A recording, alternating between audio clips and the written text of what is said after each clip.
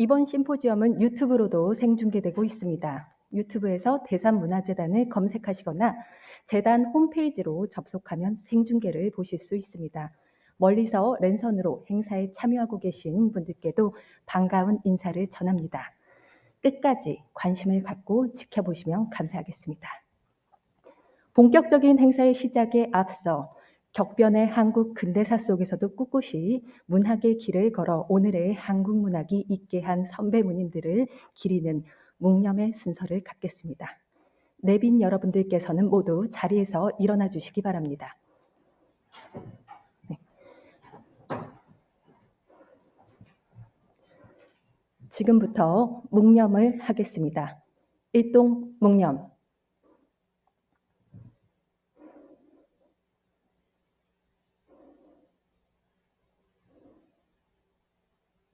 바로 내빈 여러분들께서는 착석해 주시기 바랍니다. 대산문화재단과 한국작가회의의 공동 주최로 진행되는 2021년 탄생 100주년 문학인 기념문학제는 다양한 순서가 준비되어 있습니다. 오늘 심포지엄을 시작으로 문학의 밤, 김수영 탄생 100주년 기념 시그림전, 작가별 학술대회 등 다채로운 부대 행사가 펼쳐질 예정입니다. 여러분의 많은 관심과 참여를 부탁드립니다. 그리고 내일 저녁 7시부터는요. 한국작가회의 유튜브를 통해서 문학의 밤 행사가 생중계됩니다. 본 행사는 올해 탄생 100주년을 맞은 작가들을 기리며 젊은 작가들이 선배 문인들의 작품을 낭독하고 마인과 음악 공연 등 입체적인 프로그램으로 100주년의 문학을 감각하게 하는 행사입니다. 많은 관심을 부탁드립니다. 지금부터 2021년도 탄생 100주년 문학인 기념문학제 심포지엄 개회식을 시작하겠습니다. 먼저 100년의 작가들을 이러한 의미 있는 행사로 지켜오신 대산문화재단 신창재 이사장님께서 인사 말씀을 해주시겠습니다. 박수 부탁드립니다.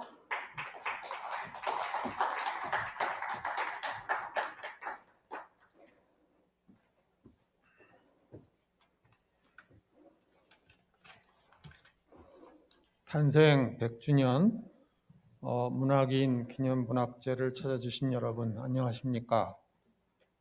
코로나19가 장기화되면서 우리 사회 전반은 과거 경험해보지 못한 그런 속도로 디지털 전환을 경험하고 있습니다.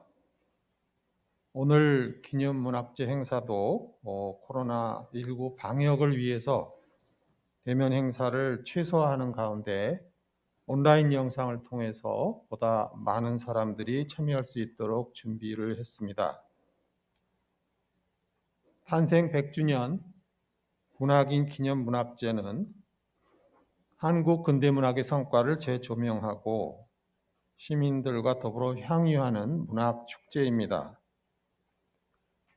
지난 2001년 한국작가회의와 대산문화재단이 공동으로 첫 발을 내디딘 이래 올해로 21번째를 맞습니다.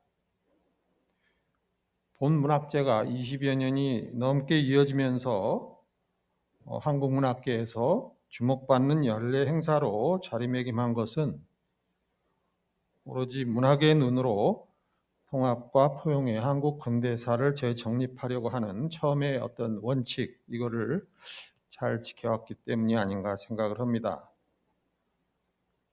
관점과 입장의 차이를 넘어서 어느 한쪽에 치우치지 않은 그런 균형 잡힌 시선으로 탄생 100주년을 맞는 문인들의 공과 과를 객관적으로 평가하고자 노력했습니다. 나름대로 이런 과정에서 한국 근현대 문학을 풍성하게 하는데 일정 부분 기여하지 않았을까 생각을 합니다. 올해 문학제에서 재조명할 문인들은 김광식 선생님, 김수영 선생님, 김종삼 선생님, 유주연 선생님, 박태진 선생님, 이병주 선생님, 장용학 선생님, 조병화 선생님 등 8분입니다. 이분들은 1921년에 피식민지 국민으로 태어나서 일본어를 국어로 배우고 성장했으며 청년기에는 만주 사변과 태평양 전쟁 그리고 세계 2차 대전을 겪으면서 학병이라고 하는 트라우마를 안고 살았습니다. 이어서 해방과 분단, 한국전쟁, 4.19 혁명, 또 군사 쿠데타로 이어지는 격변기에 있어서 격변기에서 인생의 황금기를 보내야 했습니다. 언어적으로 가장 궁핍했던 시대에 태어나서 그 언어의 최전선에서 봉사해야 하는 아주 역설적인 상황에 놓인 이분들은 급격하고 절대적인 시대 변화를 온몸으로 감당하면서도 역사적 책임감을 가지고 각자 방식으로 새로운 문학을 만들어냈습니다. 이 같은 문학적 여정과 성취를 기념하기 위해서 올해 주제를 시민의 탄생, 사랑의 언어로 정하였습니다. 시민사회의 등장에 걸맞는 문학적 토대를 닦고 현대문학의 거장으로 우뚝 선 1921년생 문인들의 모습을 오늘 심포지움을 통해서 확인하실 수 있기를 바랍니다. 조금 전에 소개해드린 바와 같이 오늘 문학제는 오늘 심포지움을 시작으로 해서 다양한 행사가 연중 진행될 예정입니다. 여러분들의 지속적인 관심을 부탁드립니다. 우리 근대사의 험난한 고비를 넘는 데 있어 이분들의 문학작품이 기여했듯이 오늘의 문학제가 초유의 코로나19 팬데믹을 겪는 많은 분들에게 위로와 힘이 될 수 있기를 기대합니다. 끝으로 탄생 100주년 문학인 기념문학제의 든든한 동반자이신 한국작가회의 이상국 이사장님과 관계자분들께 감사를 드립니다. 특히 지난 연말부터 소개해 주신 강진호 기획위원장님을 비롯한 기획위원님들, 또 발제자, 토론자, 사회자로 참가하신 여러 선생님들께도 감사의 말씀을 전합니다. 아울러 이번 문학제가 더욱 풍성할 수 있도록 자리해 주신 유가족 여러분, 또 내빈 여러분께도 축하와 감사를 드립니다. 감사합니다.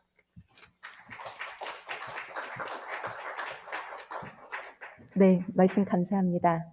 시민의 탄생, 사랑의 언어라는 오늘의 주제가 나온 맥락을 또 잘 말씀해 주신 것 같습니다. 이어서 이 행사를 함께 준비해 주신 한국작가회의 이상국 이사장님께서 인사 말씀을 해 주시겠습니다. 박수 부탁드립니다.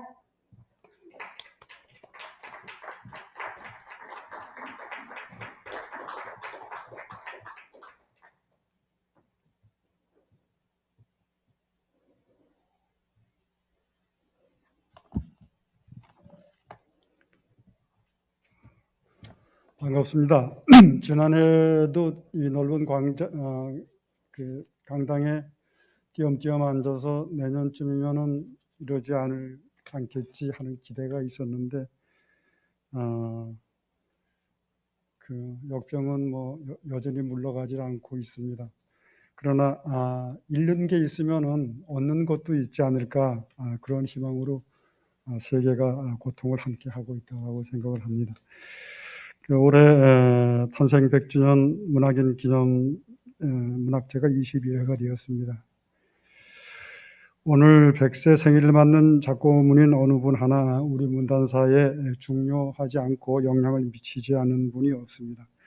다 같이 존경하고 그리운 이름들입니다. 이분들은 아까 이사장님 말씀처럼 식민지에서 태어나서 일본어로 공부를 하고 일본어로 대학을 마치고 또 전쟁, 분단, 또 쿠데타 뭐 이런 그 근현대사의 격변 속에서 이들이 겪었을 그 시대의 감수성 혹은 자기 정체성, 그런 것들을 갖기에는 너무도 어려운 시대를 살지 않았나 그렇게 생각을 합니다. 저는 이분들이 문단에 등단할 무렵에 태어났다라고 생각을 하는데요. 그래서 이분들을 어떻게 보면은 전후문학으로 읽은 적도 있고, 아니면은 우리 오늘 테마처럼 새로운 시민의 탄생으로 읽기도 하고 그렇게 공부한 기억이 납니다. 그래서 제 개인적으로는 김수영 시인을 통해서는 어떤 모더니즘의 세례를 받았다고 할 수도 있고, 또 미학적 세련미는 물론이거니와 베레모나 파이프, 그런 댄디 스트로스의 조용화 시인의 문학과 풍모에 대한 동경, 그런 걸 많이 가졌었죠. 그리고 장영학 작가는 특히 요한 시집과 원형의 전설, 그것들을 읽을 때는 그로테스크함, 또 연희 전통 소설과 다른 그런 점 때문에 마치 어떤 주술에 걸린 것처럼 빠져들었던 기억도 납니다. 그래서 지난해는 생존 문인이 한 분 계셨고, 또 약간 전에도 생존 문인이 한 분 계셨다고 그러는데, 올해는 생존 문인 한 분도 안 계셔서 좀 서운하기도 합니다. 저는 40대 중반에 태어났는데요. 앞으로 저희 또래가 100주년을 맞는 기념행사가 계속 존속된다면은 전부 다 살아서 여기에 생존문의로 참석하는 시대가 오지 않을까, 그런 기대도 가져봅니다. 금년에도 메인 프로그램인 심포지엄을 비롯해서 여러 부대 행사에 참석해 주시는 여러분들에게 감사의 말씀을 올리고요. 그리고 특히 국가에서도 하기 힘든 이 문학 재전을 20년 넘게 앞서 끌어오고 계시는 대산재단에게 공동 주관하는 문학단체의 장으로서 혹은 개인 한 사람의 문인으로서 깊은 감사의 말씀을 올립니다. 참석해 주신 유가족 여러분께 감사 말씀드리고요. 끝으로 우리 선배문인들을 후배문인들이 기르고 즐기는 이 의미 있는 문학대전이 지금 21년째 하고 있지만은 앞으로 한 100년 정도 계속되면 어떨까, 그리고 영원히 이어지기를 기대해 봅니다. 감사합니다.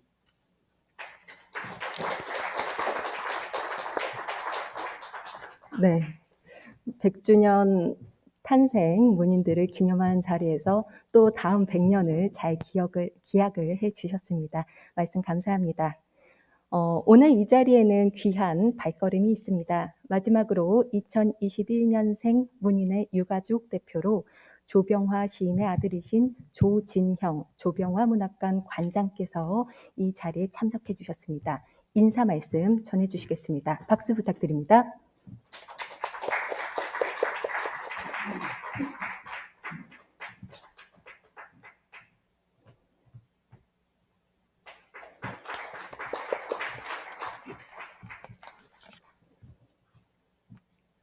제가 이런 걸 잘 못해갖고 몇 자 좀 적어왔습니다. 그래서 읽어드리겠습니다.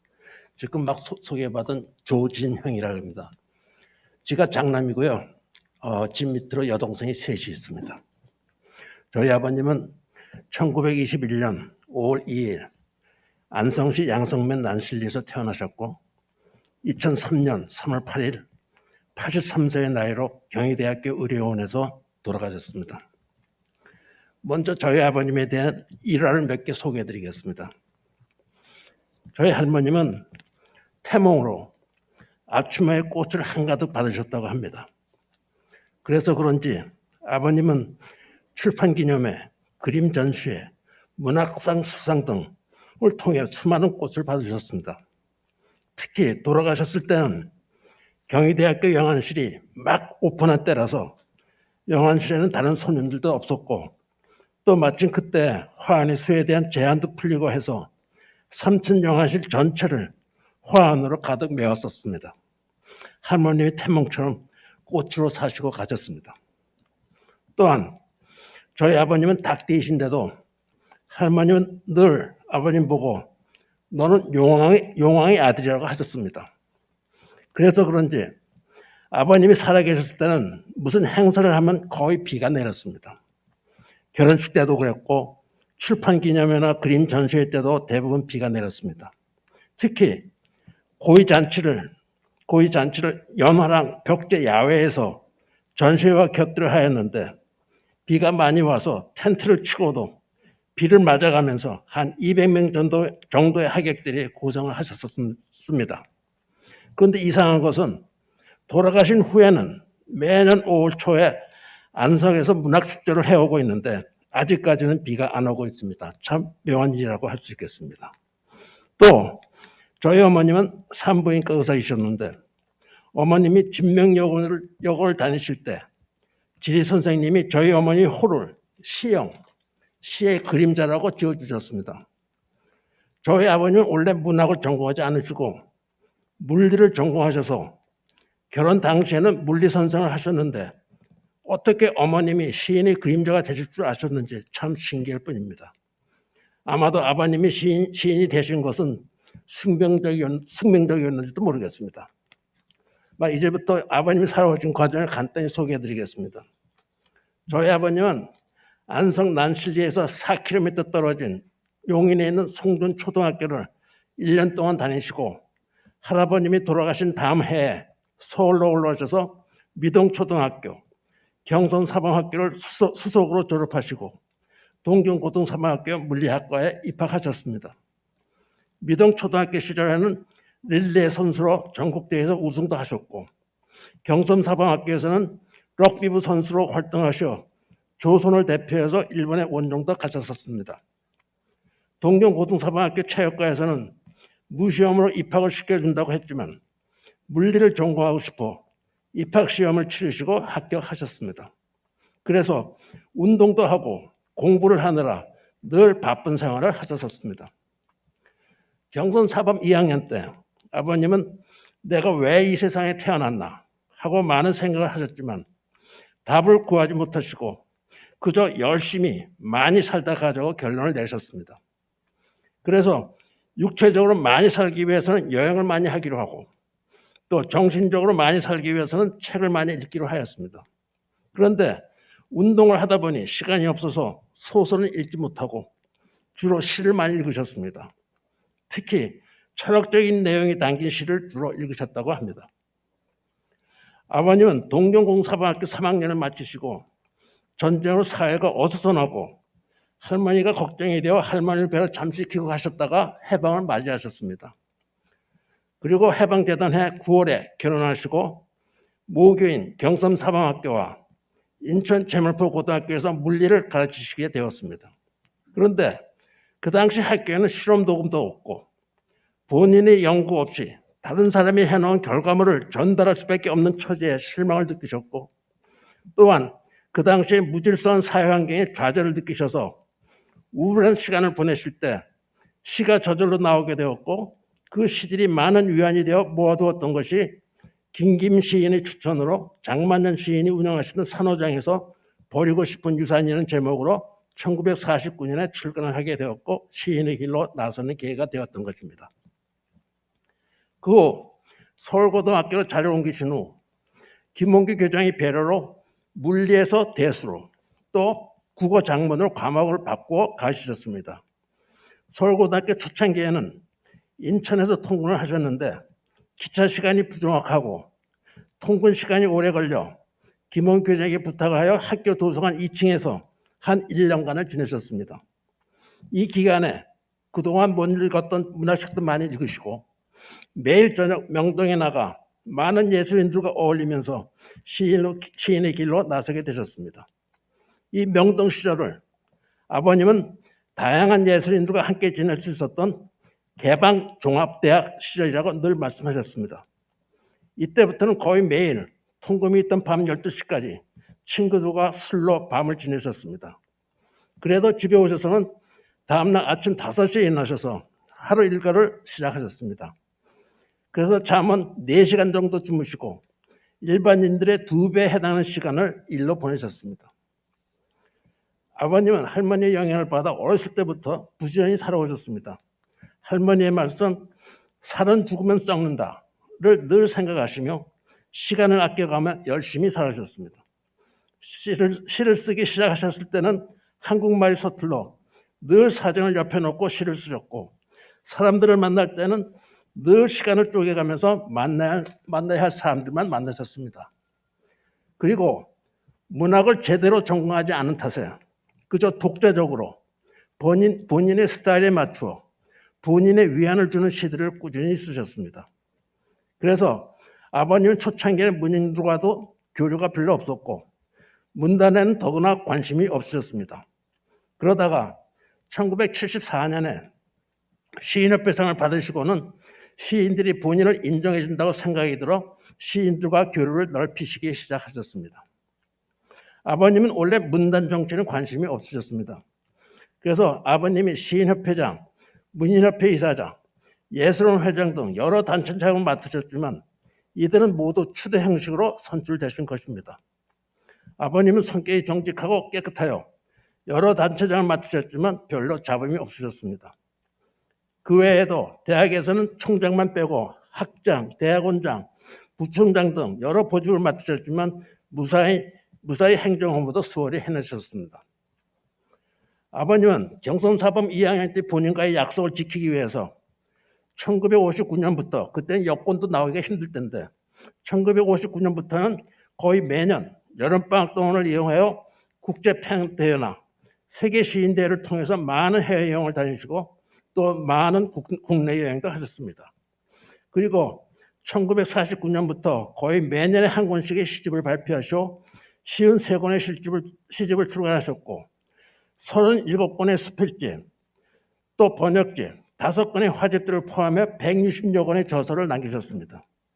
또 그림 전람회도 18회나 개최하셨습니다. 참으로 부지런히 열심히 후회 없는 인생을 사셨다 가셨습니다.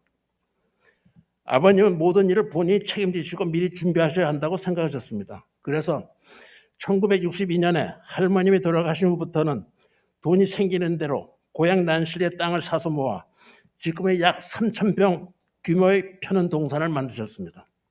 이 편은 동산에는 편은제, 청화원, 조병화 문학관이 위치하고 있습니다. 또 본인이 돈을 아껴가며 원고료와 그림판들을 모아 인사동, 대학로 등에서 구입하신 유명 조각가의 여러 작품들을 곳곳에 세워놓아 아버님의 향기를 느낄 수 있는 공간을 살아계시는 동안에 미리 마련하셨습니다. 여러분들도 한번 시간이 되시면 난실을 방문하셔 아버님의 향기를 느끼셨으면 합니다. 아버님은 늘 인생은 순수고도 순수허무라고 말씀하셨지만 인생을 부지런히 열심히 사신 덕분에 많은 사람들과 교류도 하시고 많은 사람들로부터 인정도 받으시고 많은 흔적을 남기신 걸 보면 아버님은 이 순수고도 순수함을 극복하시지 않으셨나 생각합니다. 마지막으로 오늘 이 자리를 마련해 주신 한국작가회와 대산문화재단에 감사를 드리며 또한 오늘 참석해 주신 여러분들의 감사를 드리며 빨리 이 코로나가 끝나 정상적인 생활을 할 수 있는 날이 오기를 기대해 봅니다. 감사합니다. 네. 100주년 탄생을 맞은 한 문인의 초상을 그림을 그리듯이 아주 생생하게 말씀해 주셨습니다. 바쁘신 와중에도 이 자리를 빛내주신 유가족분들께 감사드립니다.